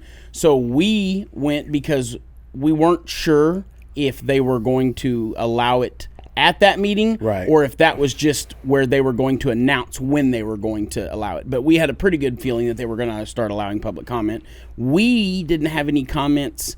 We wanted to go first and see what happened before we made comments. But at some point we plan on being a part of the comments every time. I will be there. Are you going to try to make every one of them? I'm going to try to make every one of them, because here's my thing, and I know Shane's got some questions on the agenda thing, but there's still one seat available on the advisory committee. Mm-hmm. But you've got to be in a county that has, like, I think less than 15,000 people, whatever. Technicalities, whatever. Right. Here's the thing. I applied to be on the committee. I didn't know you could apply. Well, yeah, you got to get a hold of the senators. Oh, yeah. That had the appoints. But nobody ever got back to me. Shocker. No shocker. Here's my thing. I'd imagine you're.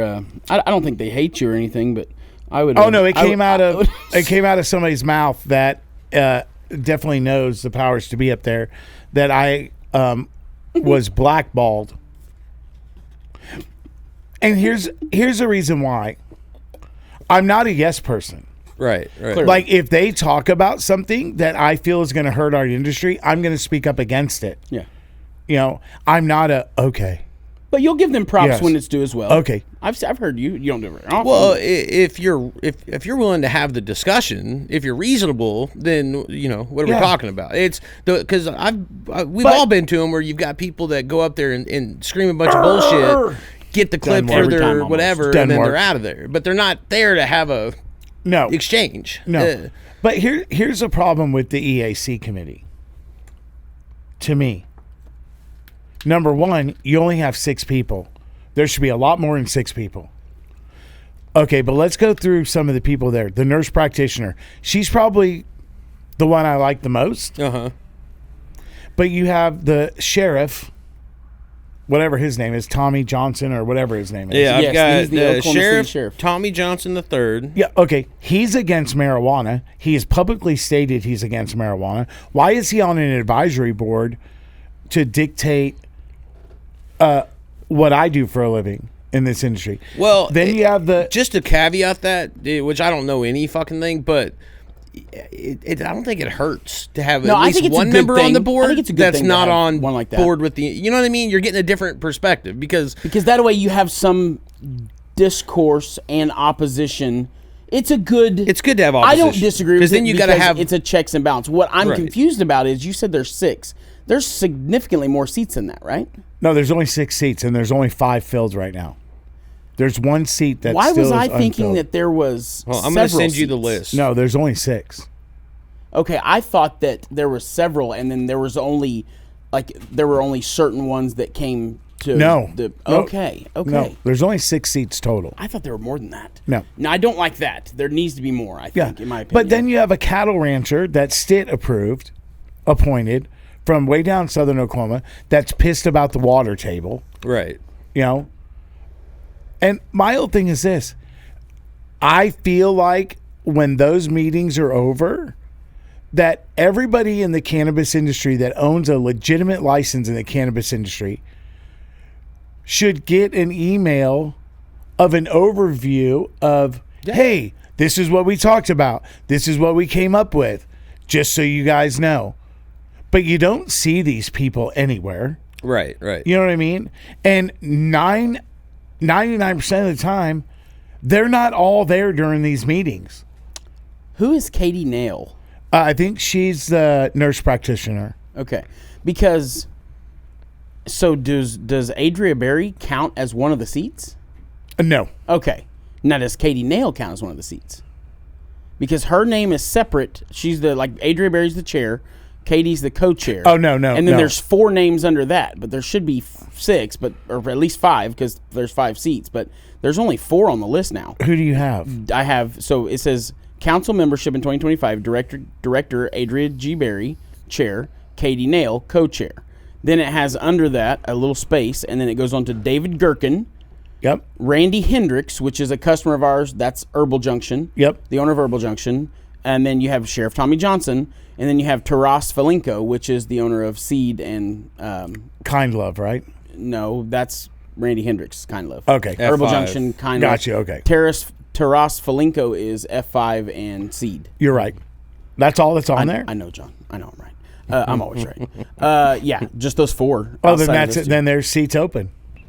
Yeah, because you remember there was the lady from Well, Nancy from Nancy. She McCumber. left after week 1. yeah. Odd. Yeah, I Did wonder. she ever? Has she ever said why? Well, no, I don't Publicly? know. Or- I Not publicly. yeah. Gotcha. Okay. I don't have any. First of all, Yeah. let me say this: like, me and Nancy get along great. Yeah. I like I love Nancy. Nancy. No issues there. I wonder if it's because I believe her company she sold it. No, she still owns it. But even so, I don't think she was the actual owner of the company, right? No, she is. She owns Dauntless. Is she? Okay. Mm-hmm. Okay. Okay. But yeah, there's no telling, right? There's So, no telling. we just don't know. I just feel like if you're going to Sounds have... like John may know. John may want Nancy, to say. if you're watching this, I believe you're the wholehearted full owner. Hit me up. I got questions. I believe you're the whole heart. But my thing is if you're going to have an executive committee, Yeah, I agree. you should have at least 3 dispensary owners. No, I'm going to say 4. 4 dispensary owners. You should have 4 processors and 4 growers. at all different levels. Oh, and At fuck all the lab. different Fuck the levels. lab. Is that what I'm hearing? No, John? I was getting this. I tell you Shane what. interrupted me, which is fine. It's his show. I don't care. it's our show. But you should have lab people there. Sure. And you should have enough of those people to where you're getting a whole conversation. Right. I mean, nothing against Seed, nothing against Kind Love, but those are one companies. I don't know the people from Seed. I don't know the people from Kind Love. I don't know how they view the industry, and nobody does because there's no follow-up after these EAC meetings. There's no, hey, this is what we talked about, blah, blah, blah, blah, blah. Well, you know, yeah, they live stream it, but not all of us can stop for 2 hours out of our day to watch a live stream that you can't hear anything Right. out of anyway. Well, so the one that we just did a couple weeks ago, so I heard after the fact that at some point they put out a response to all the questions that are asked. Yes. They don't do that for this. No. Okay. Now, they That's might- a At least problem. maybe they will with the new public comment thing. They might. But they're only going to allow, I believe is what I read, is they're only going to allow 10 people to 10, talk. yeah, that's what I heard too. And I will be there at 7 o'clock in the morning to put my name on the list. I know you will, Johnny boy. Well, and know I you read will. on the very bottom of that agenda sheet, it said that at any point they can not answer a question, Correct. they can refuse. So, but it's if you go in not trying to piss on them Yes. or fight or be combative, like there's a way to be direct but respectful. And if they still tell you to fuck off, then okay. But Yeah. I feel like. This isn't the same industry we were in a No. year ago, and then the year before that, it's changing every year. So you almost got to treat for it the better and for the worse. right. Facts. It's both ways. But if you've made it this far, like you've lived in several different worlds. My biggest. Go ahead. I'll tell you, the best thing that OMA has ever done is, do you remember when they did the town halls? Yes. And they did, I think it was 3 days. They Yes. did processors one day, grows. I thought that was the best thing ever. Now, I will say, I wonder why they not stopped doing that with COVID. Be- No, it was after. it was COVID. after COVID. But I will say, in the beginning, I was not nice. Well, yeah. But I was also part of the Durbin crew. Right. You know what I mean? No, But I for don't the know what you past mean. 3 years, But is that back when you guys were cool? it was back when we were yelling at the Capitol and Ah, doing stuff that you were a follower. had. Gotcha. It I gets was you a to yell. follower, yes, Yeah, I will it say. gets you to yell. But it was back then where all we were doing was yelling.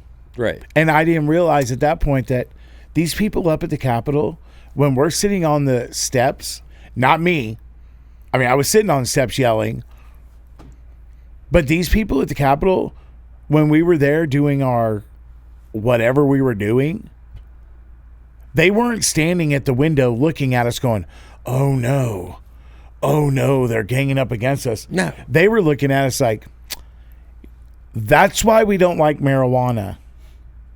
This is why we don't like this industry. Can I just say, it's a fair point, though.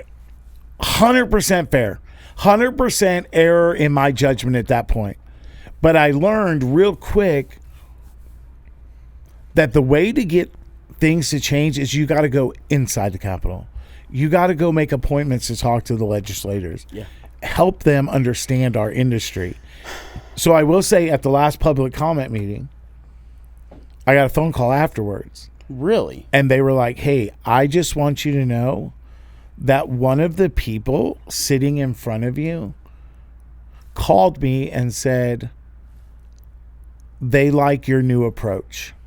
So, hold on. What you're saying, cheat code here, you got to be professional? Yes. Professional? 100%. So, I wasn't going to do this. And I made a big post about it. no, that's how you get shit But done. I got slammed on somebody else's post Well, that's gonna saying that's not how you do it. We got all these people to resign from the Capitol because we were loud and no.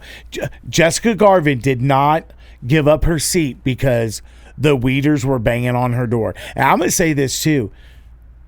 It's okay to be passionate. Absolutely. But the minute you cross that line to where you're being just stupid, nasty, Right. and sending death threats to these people, That's crazy. That's idiotic. it's over. It's over.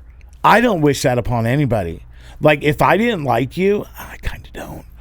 If I didn't like you, I would never wish evil on you. Yeah. I would just not talk to you anymore. Right. And that's exactly what the would just not do legislators business did. together. They quit talking to us. exactly. You know what I mean? You're So- not wrong, dude. I mean, I'm just saying, So- and listen, and I have nothing against OMA. I just wish they would do better. I used to be around the time when you were, I assume this was around the same time when you were yelling and screaming at him. I was, now, who am I? But Brandon. right, but I need another one of those. By the way, those are absolutely incredible. Aren't these Please fire, bro? Do a shameless plug. I'm telling you right now, that is thebomb.com. Those are bomb. If I do have this, one more. will Jono send me the clip? Probably. Yeah. Oh yeah, of course. Of course. Give him a plug, Perfect. bud. All right, here we go. It'll be Are you so ready? profeshy. This commercial break is not brought to you by No Man's Land beef jerky, but this is their new beef sticks. Hot beef sticks. Listen, if you like a little beef in your mouth like I do, these No Man's Land hot sticks, I'm telling you, look, they're just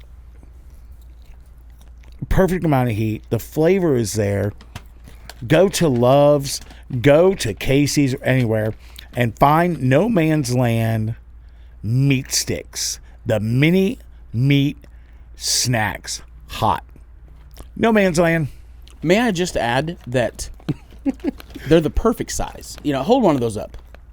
I mean, ladies and gentlemen, if that is not the perfect size, It's not going to hit a gag reflex. no, it's going to be perfect. It is perfect. Absolutely perfect. Incredible. So okay. you are planning on going piss to on the my next remark. comment. What'd you have? What'd you have? No. Toss it out there. Don't screw me, right? Yeah, so I mean, your mic's hot. Go ahead. I was, at the time of you screaming and yelling, I was very much like, guys, give Oma a break. They had 90 days. They got thrown into this. And it's crazy how many times I've said this on the podcast, how many Right. times I've said this exact train of words here. But I'm not as forgiving or so lax about it now because Right. we're too far in. We're 8 years in, and while I absolutely appreciate the positive changes, and there have been positive changes, there are things that they have done that is absolutely necessary. It should have been a long time ago. What yada yada yada. Say whatever you want. There's I can't understand a reason that a lot of things still go on, or some things that aren't being handled. It doesn't make any sense to me. And I think two things. I think that this industry, we've got to get to a point where our regulatory body is able to answer questions and give actual guidance. Facts. I'm not saying that they need to make themselves available to answer every nitpicked question, blah, blah, blah. No. We have states like Missouri, right, where if you call they're the Missouri equivalent to OMA, and you have a question about compliance or about something, what the rules say, is this allowed? You get an answer. Bro. You get an answer. And that's one of my gripes, is that there can't be, and Brandy Frisbee, Yep. love her to death, but Love she her. has talked about wanting to put a bug in OMA's ear to make a license type for compliance. She wants to be able to. That can't happen. No, it cannot. And I told her this. If the regulatory body can't give you an answer, Yeah. how the hell are they going to license people to give answers? Yeah. Because right now, if you ask OMA a question, Call your attorney. call your attorney. And all you're getting is your attorney's opinion versus their attorney's opinion. I have went round and round. It makes zero sense to me. And I'm going to... If OMA ever tells you that they're going to send this up to OMA legal, that's where topics go to die. That is the 100%. freaking no man's land, no pun intended, but that is where all things go to die at OMA, is OMA legal, because they're not going to spit out an answer. Very rarely. No, they're Very not. rarely. I have said this multiple times. Why do we even have a call center at OMA? It's pointless. Because I can call. Case point, let me tell you this. When we were doing the credentials for everybody, I called OMA because Med Portal wasn't working. Worst rollout ever of a new program.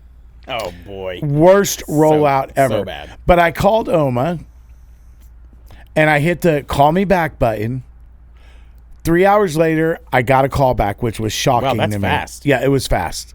Probably because they knew it was John Koumbis, but I digress. The lady on the phone was super nice to begin with.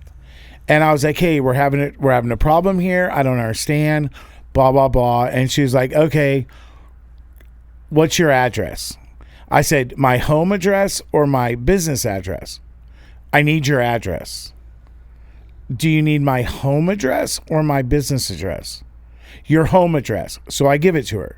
She's like, okay, in about 48 hours, you'll get an email from us and it'll be fixed. I'm like, okay, I'm going to hand the phone to Sherry, my office manager. Nope, she has to call on her own. Oh, wow. I was like, what? I'm like, but she's right here. I'm like, can I not just pass the phone to her and she can give you her information because she's having problems, and then I can pass the phone to this other person that's having problems, and we can knock all this out in one phone. Nope, they all have to call on their own. I said, so you're telling me they have to call, wait on hold, or wait for you to call them back for 6 hours? It didn't take us 6 hours. I'm like, ma'am, I originally called at 8:05 this morning and got put in the queue, and you're calling me back at 2:00 in the afternoon. Wow. I'm like, but they don't, and that's my. But I'm with you. In all fairness, that's state-ran programs Yeah, pretty as a much. whole. Yeah. Like, Right. you can't, Pretty much. because you're going about it the common sense method. You're like, dude, we could get all this shit done. They're all right here. We get them, blah, blah, blah, blah. Makes sense. Makes all the sense in the world. But anytime you put state in charge of anything, whether it be the DMV or doesn't this work or well. that, She they told have me- a rigid set of rules. They've got to go case by case. They got to open the case, they close the case, Yep. they move on to the next That's why one. everybody's so excited about the state lab, and I'm just like, yeah. Just wait. oh, just wait.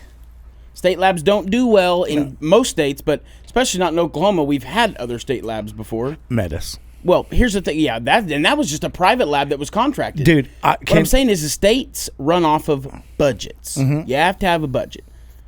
Labs are the complete opposite of budget friendly. There's no telling what could possibly happen, or the cost of our consumables in the lab, they're not static. They're very much changing, okay? And that's the problem with like a state lab, right? If they're going to have a budget. They are right? going to have a budget. And we're going to know it, right? It's going to be real, transparent. They're going to have a budget. If they have an influx of samples, or they have issues where they have to redo samples or whatever, that kind of thing can happen. Yeah, he just does that sometimes. I was like, where's he going? He's got a little wiener and a little bladder. So it's probably that. I thought we were going on a field trip. But they have state ran, if they get an influx of samples, they make mistakes, whatever, they drop a box of microvials, right? This has happened in the past, not necessarily with Oklahoma, but it's happened in the past where you run out of something like microvials. There's no room in the budget to purchase extras. Right. So now you get a problem where they either can't run samples, or they're rinsing and reusing microvials, which is a no-no, right? But that's happened in the past. And that's just a small example, a small single example of what could possibly happen. And it's just not going to be the solution. But no. That's what, yeah. Anyways, yeah. And we need change. We need a voice. My bitch, and because I called you and tried like hell forever to get you to come to the PCA meeting, right? Yeah. All for, in my opinion, all for naught, because I want so bad, and it's not just me, Matthew, OKCTL as a company, we want a unified voice for cannabis that is true business people, professionals, with the inspiration of like the Cattlemen Association, okay? Guess what? The Cattlemen Association wants something. They get it. They get it. They get it. They very much get it. They can think of shit to want and get it. The okay? Able Commission. Because, they want something? Yeah. Well, the Cattlemen Association, they are very, very, very organized. They're one unified voice to speak for everybody in that industry, and they get what they want. Cannabis could have that. But every opportunity we've had, we've shit on it. Now we've got the PCA, which is the Professional Cannabis Association.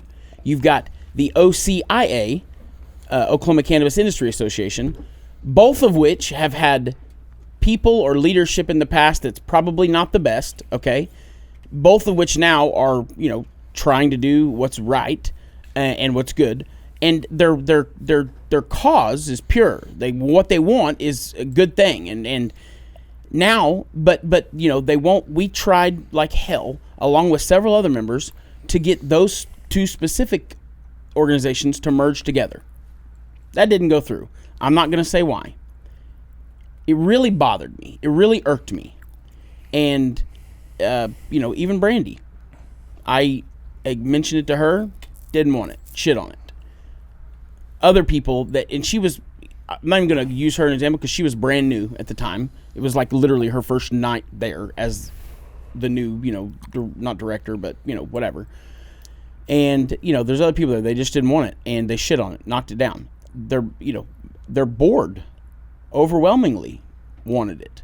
Mm-hmm. They didn't push the issue. Nope. They can right now, and they should, and I've been telling them they should. They won't because they don't want to make waves. Don't want to cause problems, and what you really don't want is another industry association collapsing because they can't all agree on something. But now you've got, and I'm not going to say names especially because this person hates my guts.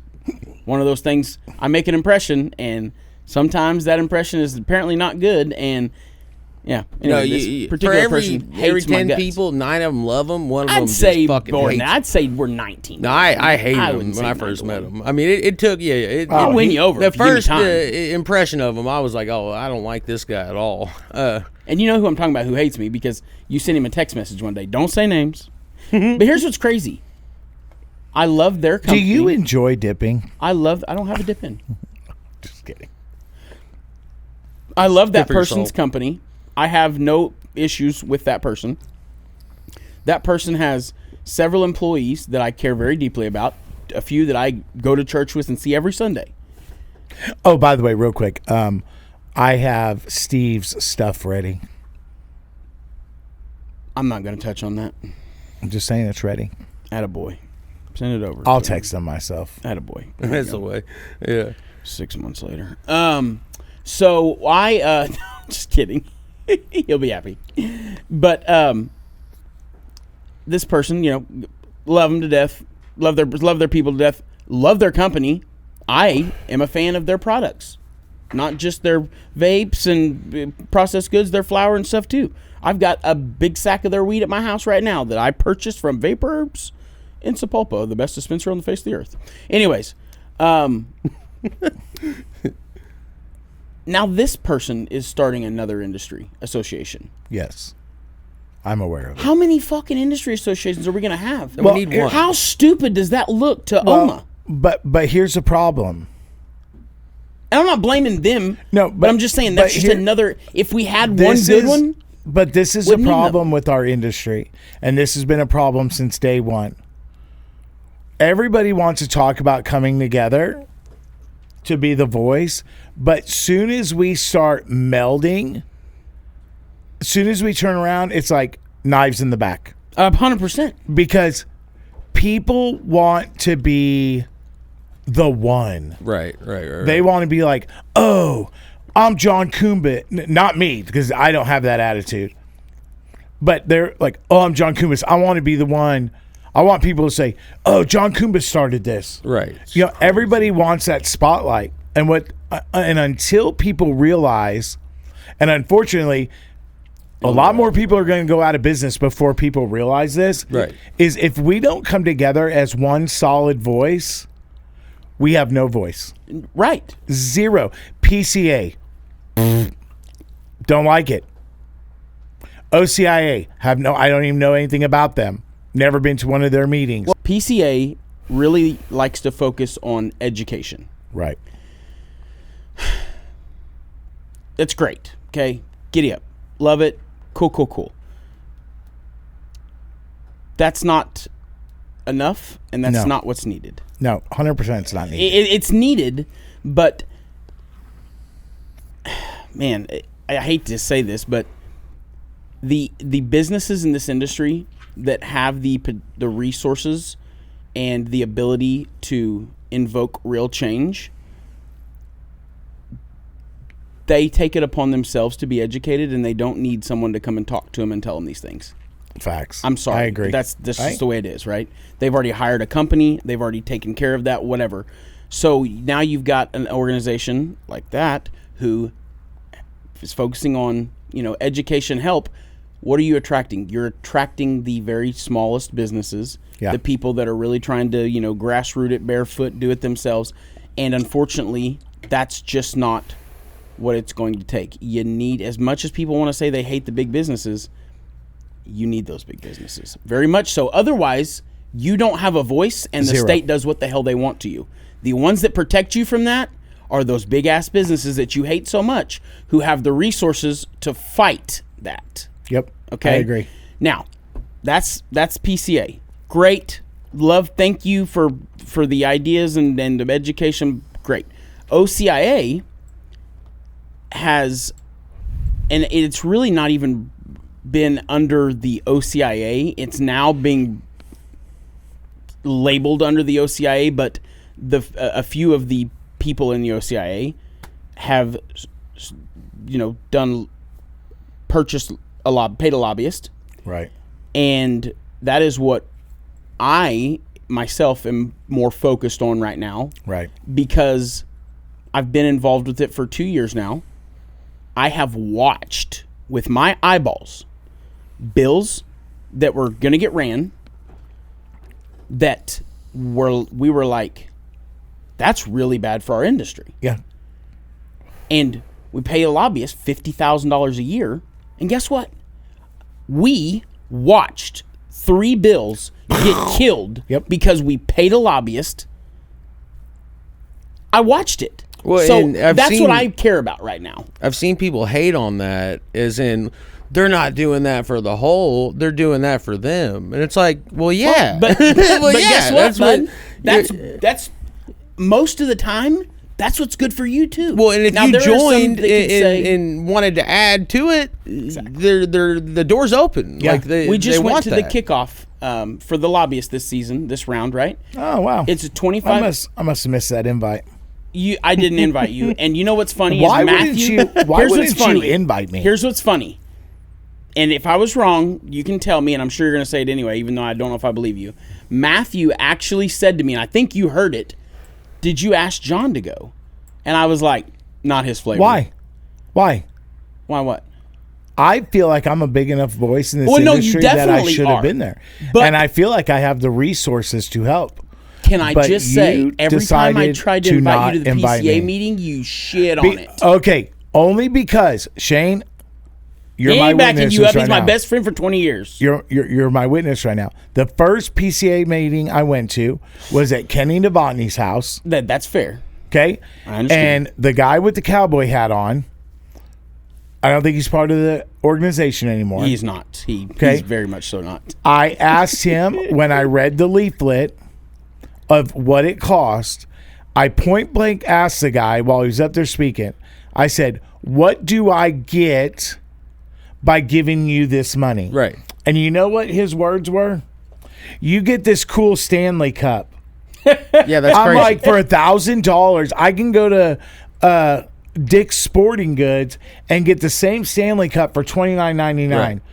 And you're telling me my $1,000, your response to me is you get this cool Stanley Cup. And at that moment, I was like, nope, I'm not going to be a part of this that's why organization. you don't use transport companies to represent Facts. your brand. I mean, it's because that shit matters. It's, You're 100% if right. you can't, off of a pamphlet, understand what you're getting into, off of anything, you're going to block people out. Like, it's got to be simple and it's got to be reasonable. Like, these organizations do need money, but nobody's paying that money to put money in somebody's pocket. This money's supposed Exactly. to be going to the group Well, to I use. apologize, okay, because I didn't think so. But anyways, Thank you, Matthew, for thinking of me. He really did. I swear, he really did. But no, so this thing was $2,500 check, right? By the way, I don't want to cut this short, but I Yeah, have we to got to leave get in him 15 to minutes. spaghetti and You're- meatballs. I have a long you drive cut us home. out last time. Spaghetti And meatballs. my wife's making spaghetti. I said I know. I know. I set the meat out for you. You're welcome. Can you, I choke on small bones. but no, like this is the kind of shit I'm talking about. I'm not using this as a shameless plug for OCIA, but this I see it. It's real. It happens. This is a bill tracker, okay, that we got at the kickoff thing, right? With That I wasn't invited to. with a list. I wish I had that. I will get you on it if you want it. It's a good one. It is. This is all the proposed bills Right. that are set to run during this session that have anything to do with cannabis at all, right?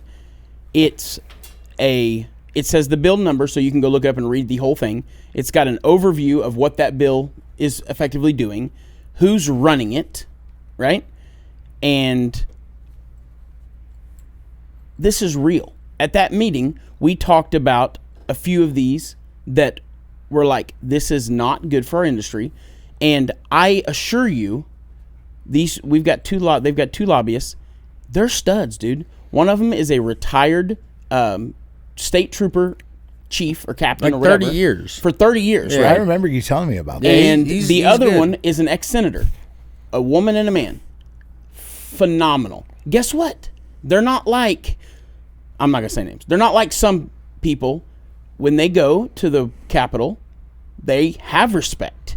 They not get into. They're not wearing jeans and They don't get into pissing matches 1920 and flannel. have crazy things. They have a few senators like Chapman and Fettgetter and different guys. I don't know if I'm just naming names. Well, I they don't know if how to Texas- play the but game, They have good which is relationships important. with. They can get shit done. They can get bills ran if they want to. They have a good enough relationship to get bills killed. I accept. Remember the advertising bill? Yeah. And now, I'm not saying that everybody was against it, but the advertising bill was effectively a bill that was going to not let you advertise your dispensary. Right. And it was going to change a whole lot of different things.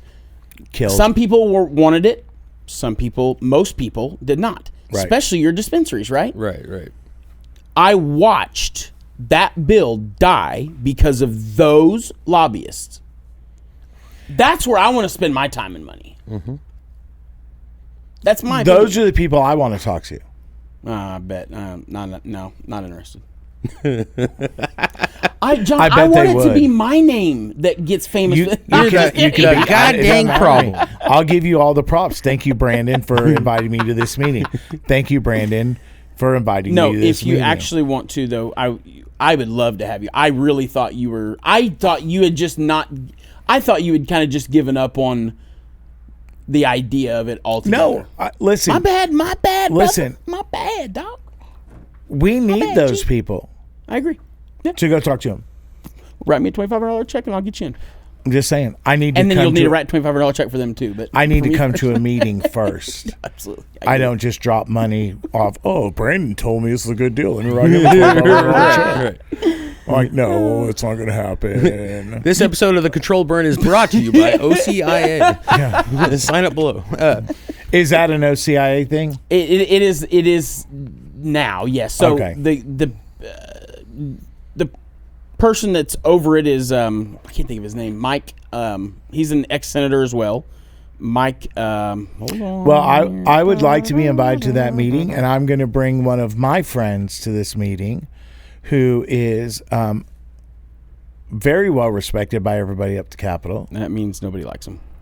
It's ex-Governor Walters. Nice, Mike Irvin. Oh yeah, I know Mike. Yeah. So yeah, Mike, I have no idea who he is. I'm just kidding. Mike, he was a state representative. He is the one that leads up the lobbyist efforts for OCIA.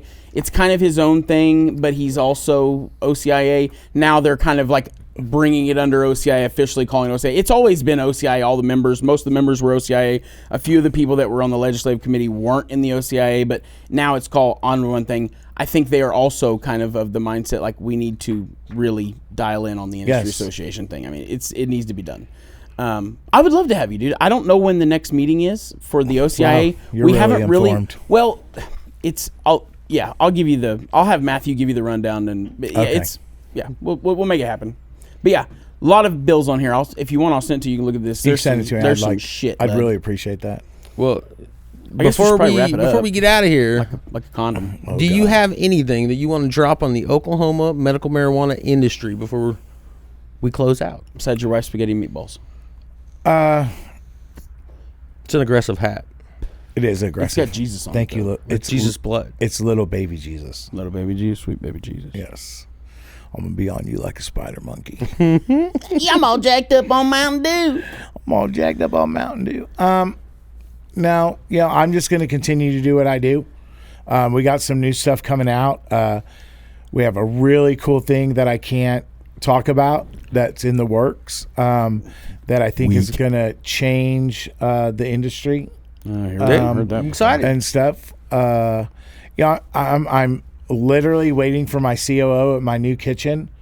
I hear it's really awesome. It's massive. Yeah, that's cool. It's massive. Is it almost done? When is it going to be done? It's done. I'm waiting on 2 more inspections, a plumbing inspection, and then we decided to put our grease traps in the floor instead of right underneath our 3 bay sinks. Right. We didn't know that we needed a wastewater permit. Dude. So now we're waiting on the plumbing inspection and the wastewater permit, which we will have filed by tomorrow. So hopefully that doesn't take very long. And then I already talked to the fire marshal because I only have to deal with the city, not the state. And he said, yeah, whenever you're ready to go, give us a holler. Nice. We'll come out there because it's a new build. It won't take us very long, and I already have a clean license waiting to attach to the new building. That way there's no downtime for JKJ. Soon as that gets approved for the new building and the OBNDD gets approved, I can start producing out of the new building, put in for the address change of the original JKJ license, and I'm not going to skip a beat at all. I don't want no downtime at all. Other than that, just continuing to lift people up and, trying to make the best medicine in the state. I think I make the best medicine in the state. You know, other than that, I mean, just continue to try to get stuff changed in this industry. I mean, Don't go anywhere. We need you around here. Oh, yeah, I'm not going anywhere. But what really infuriates me is the people in this industry that do not hold a license in this industry trying to tell me how hard it is to run a business in this industry. Right. Nobody knows how hard it is to run a business. You know, Brandon and them know, because we're license holders.